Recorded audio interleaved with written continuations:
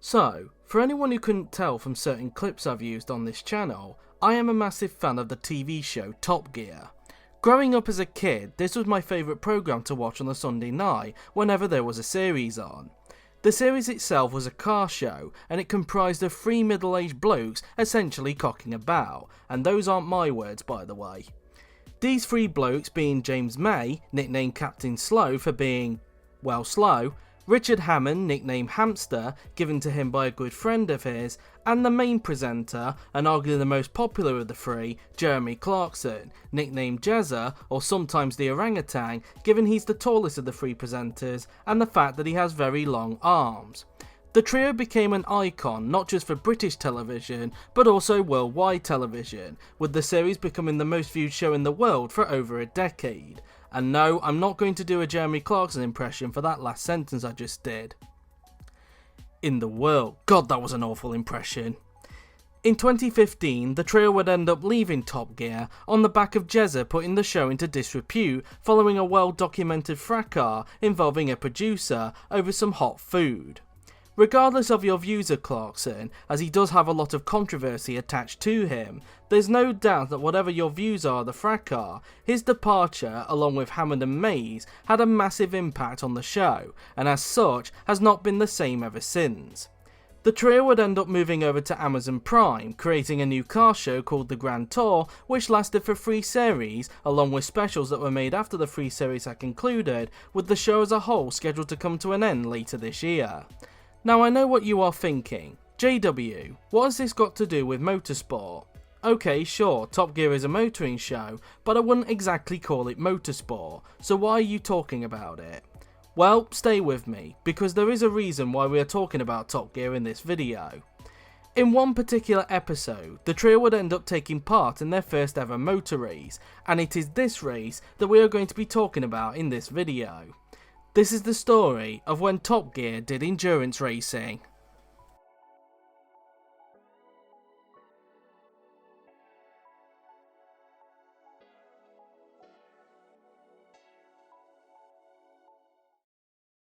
But before that, let's go back a year to when this all started. During episode 5 of the 9th series of Top Gear, which was filmed in the spring of 2006 but was released in February the following year due to Richard Hammond's near-fatal accident, the trio were challenged to take their 3 tractors that they had brought to plough a 25-acre field, which the show had rented, and grow their own crop of petrol, which they would harvest the following year and presumably sell it to various petrol stations around the UK. Now I know what you are thinking, what has this got to do with the endurance race they took part in? Well, bear with me, because this challenge does actually have some relevance to that. After the trio pretty much made a meal of ploughing the field, and this was before Clarkson ended up buying his own farm, the trio were ready to plant their own crop of petrol. However, only one of them would be allowed to do it, which ended up being Captain Slow. And as you might imagine, it didn't go well, as James ended up planting the entire seed onto one area of the field, leading to Clarkson to say this famous quote from the show. May, you're gonna die! I'm gonna feed you into your own machine! Now fans of Top Gear will know that that was only done for the purpose of entertainment, as off screen, the trio would eventually evenly distribute their entire crop across the 25-acre field and would end up harvesting the fuel a year later. However, there turned out to be a problem. It turned out that the seeds that they had planted was not petrol. It was discovered that the oil seed that they had planted did not contain biofuel, but instead contained biodiesel. This meant that rather than harvesting 25 gallons of petrol, they had instead harvested 25 gallons of diesel. And for anyone who is a fan of Top Gear, you will know that the trio are not huge fans of diesel-powered vehicles. But rather than letting the harvest go to waste, Top Gear came up with an idea to utilise the amount of diesel that they had grown.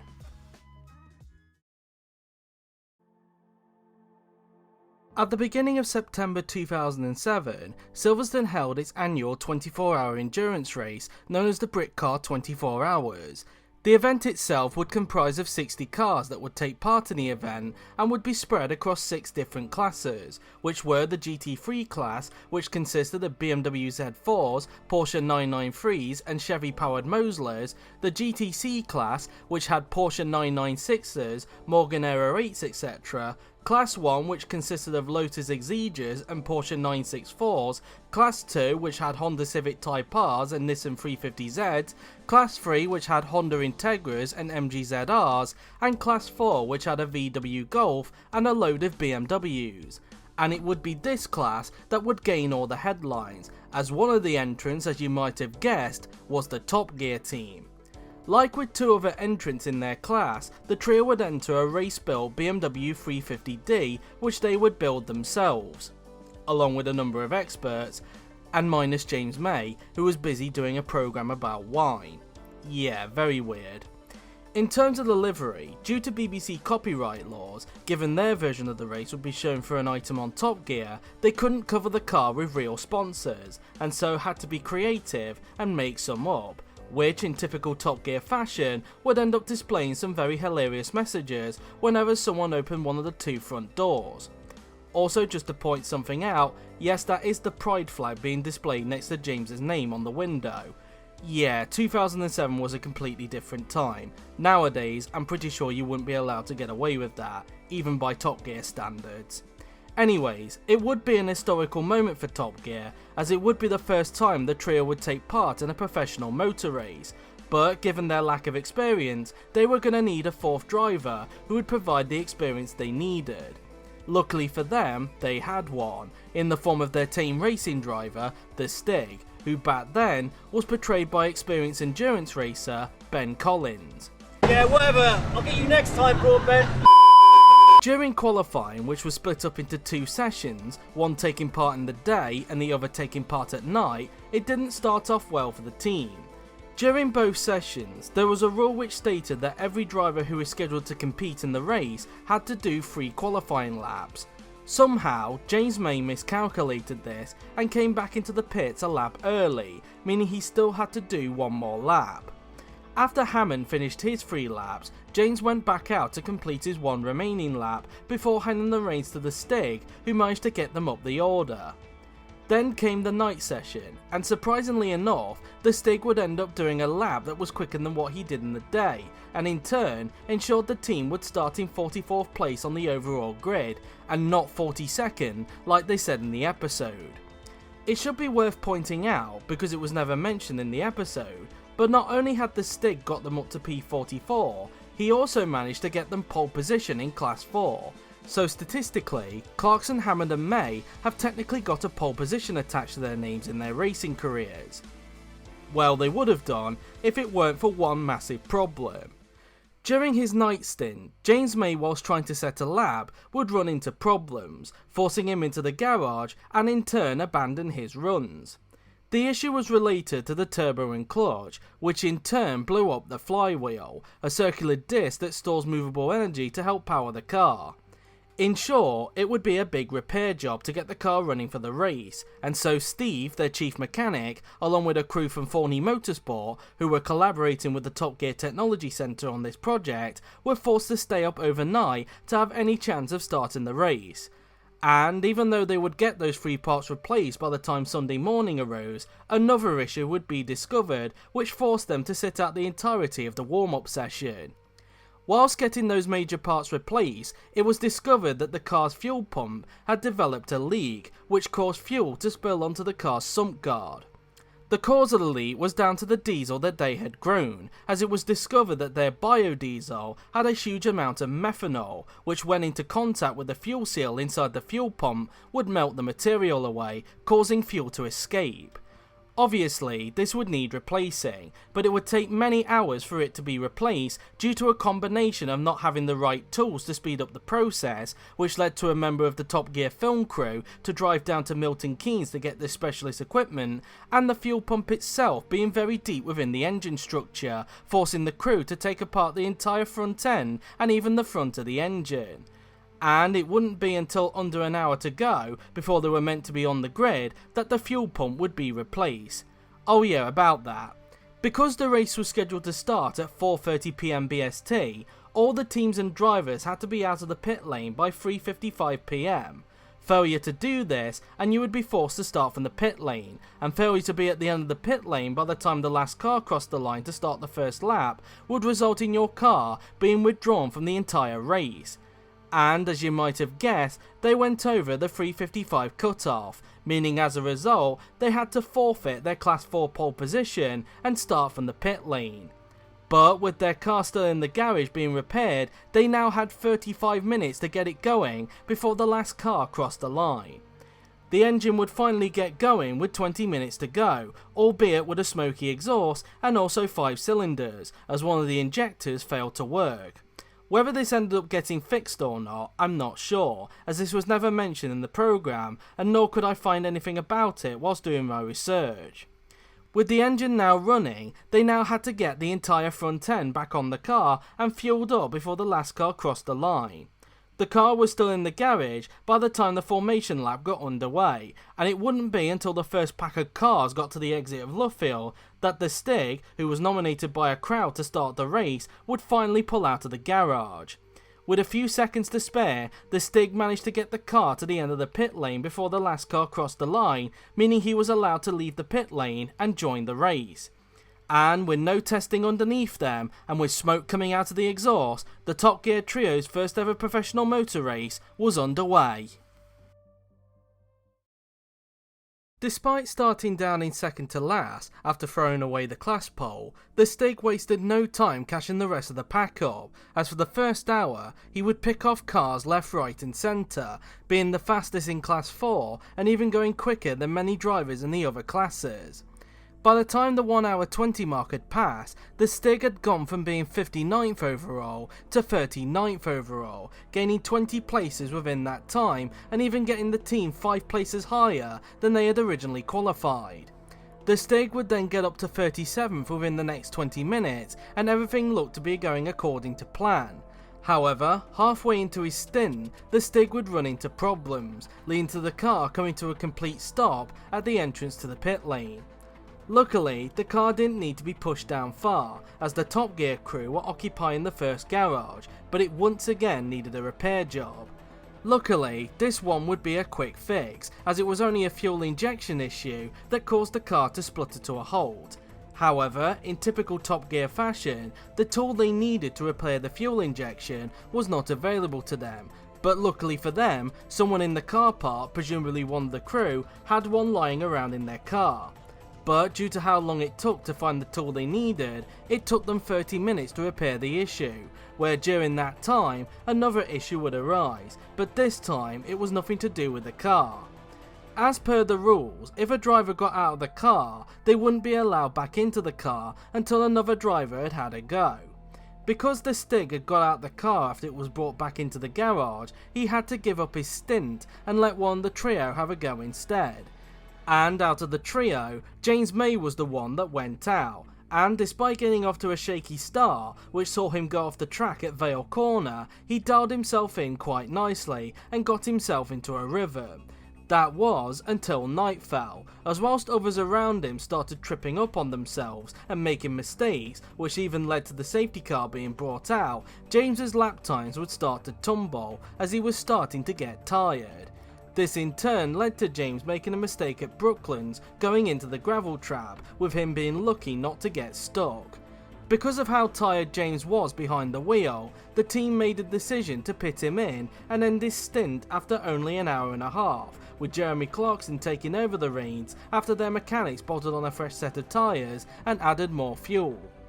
Outside of the Stig, it was quite clear out of the trio, Jeremy was the quicker driver, and he used this to good effect by gaining more places during his 3-hour stint, and by the time he handed the reins over to Richard Hammond, Jeremy had managed to get them back up to 37th overall, which was the place they were originally in before they had their fuel injection issue. Richard was next to do his stint, and although he had never driven around Silverstone before that weekend, and the fact that his first racing laps would be at night, he got himself into a good rhythm and was setting a similar sort of pace to what James May did. which may sound bad given it's Captain Slow, but reading into it more whilst doing research showed that both of them actually had good pace, and it was only editing from the Top Gear editing team that made it look like James was slow. Richard then settled down into a comfortable rhythm and continued to set good lap times. However, during the 7th hour of the race, all the team's hard work of getting back up the order would unravel in a big way. Whilst trying to let cars lap him, Richard rejoined back onto the racing line at the exit of Chapel, unaware that the Chad Motorsport Mosler of Michael Vergers was also on the racing line and approaching him at fast speed. When Richard rejoined onto the racing line, contact was inevitable.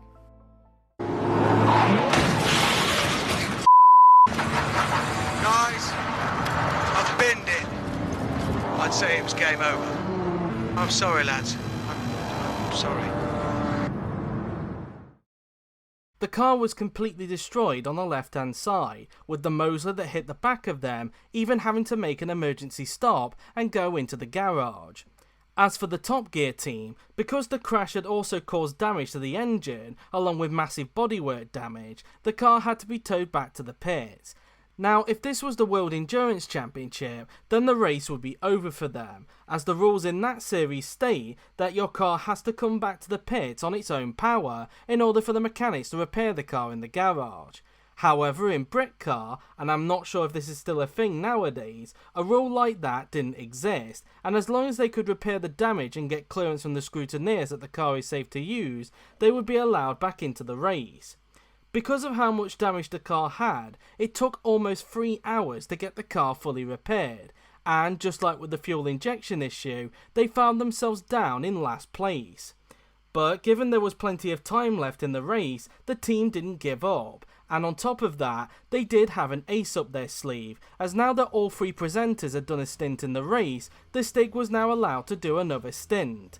And as you might expect, Stig during his 3-hour stint was able to catch back up, and as a result was able to gain 8 places by the time he handed the reins back to Captain Slow. However, by that point, fog had arrived at the circuit, making visibility difficult not just for James but also every driver on the circuit. James would even have an excursion at Maggots, but not because of visibility, mainly because whilst concentrating, Jeremy would distract him on the radio with a joke about the fog. Nice one, Jezza. The fog would get even more worse until eventually the red flag was brought out, halting the race for a couple of hours, and it wouldn't be until 7 AM in the morning, when daylight arrived, that the race would get going again, although the fog would still be prevalent. James would eventually finish his stint, but the tiredness was clearly getting the better of him again, as when he came in to allow the Stig to have another stint, he would overshoot his pit box, parting the front of the car into the path of the Saxondale pit box, who, like with Team Top Gear, were also using a BMW 330D, albeit without a rear wing. They would end up being the team that Top Gear would fight with for the remainder of the race, although they would need to gain a lot of laps to be in the fight for the podium, given they ran into issues as well during the race. The Stig would even put another lap on them, but 20 minutes after he overtook them, the Top Gear car was forced into the garage again, this time due to the front splitter detaching, which in turn would cause a massive fuel leak. Thankfully though, the issue wouldn't take long to fix. However, as a compromise, they had to ditch the front splitter, given they didn't have a spare one, which meant through the corners, the car would generate a lot more understeer.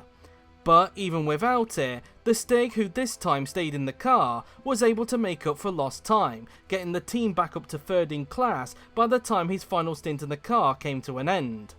With 4.5 hours left of the race, only Hammond and Clarkson were left to do a final stint, with Hammond being next to go out once the team had fixed a bolt on the front right brake pad that had sheared off after the Stig pulled into the pits. When Hammond finally did go out, it was very clear that the car was not running well, as not only was the car suffering from handling issues due to the lack of a front splitter, but it was also starting to go down on power, suggesting that the engine was wearing out. Richard was also struggling as well, as a lack of concentration saw him have an excursion at the exit of Priory. And yes, in case anyone wasn't aware, because it has been some way into this video by now, this was during a time when Silverstone had the old bridge section and only had one pit lane, which was after Lovefield. Unless you count the one that was in between Priory and Brooklands, which ironically was used by some of the teams in this race due to a lack of space in the main pit lane.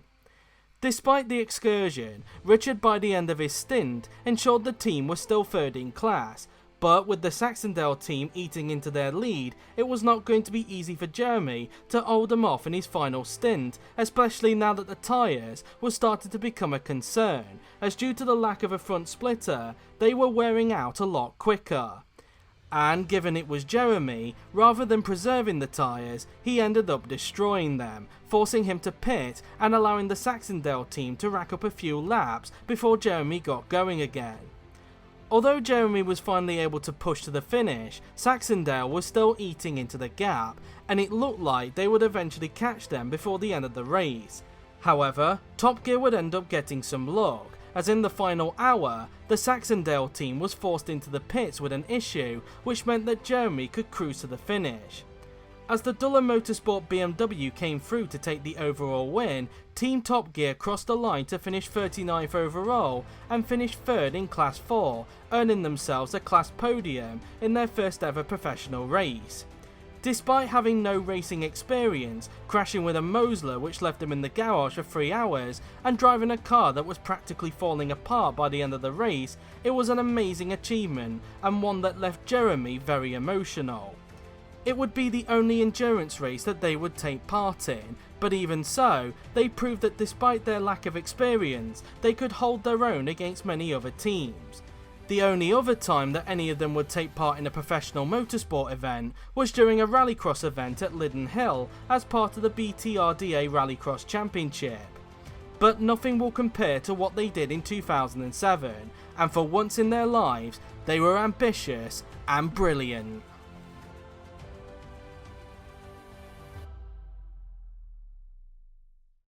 A bit of trivia for you guys. In the GTC class, the number 39 Paragon Motorsport Porsche will not only win its class, but it would also get an overall podium, finishing 3rd behind the top 2 GT3 cars. I bring this up because one of the drivers who was driving that car that day was a certain Chris Harris, who himself would go on to present Top Gear nearly a decade later after Clarkson, Hammond and May left the show. So you could say Top Gear had a class win that day.